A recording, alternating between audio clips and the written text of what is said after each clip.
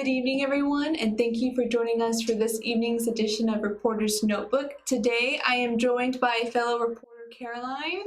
How are you? Hi, I'm doing well. I hope you are, Victoria. I am doing really well. Today was actually a pretty relaxing day. I had a million things to do instead of a million one, so...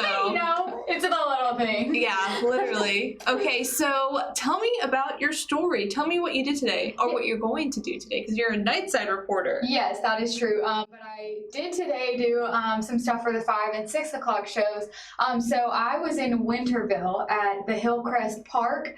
A local pastor, has commissioned a Raleigh artist to come and paint an anti-racism mural in the parking lot of that park. So the mural is going to read "People Against Racism." It's Pastor Darren Carmen with the Rebuild Christian Center Church. Sorry, I want to make sure I got that right.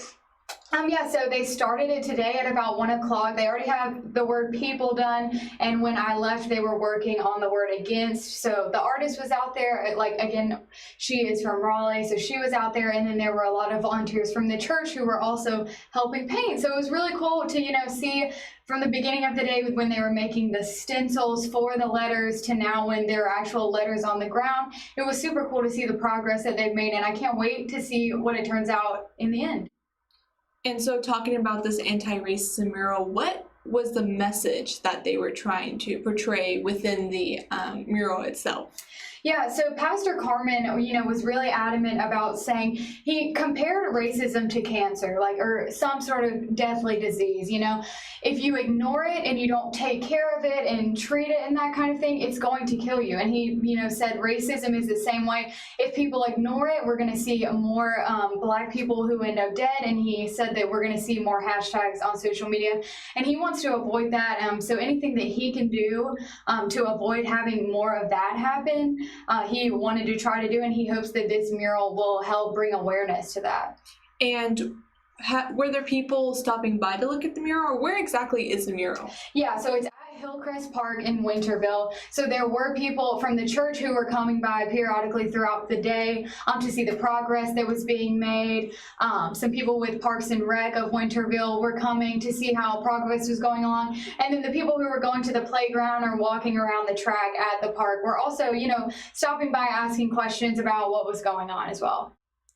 So it seems like this could be actually a really good conversation starter to kind of get the, if someone sees the mural, it can kind of spark that first inkling of, so this is what is this mural about?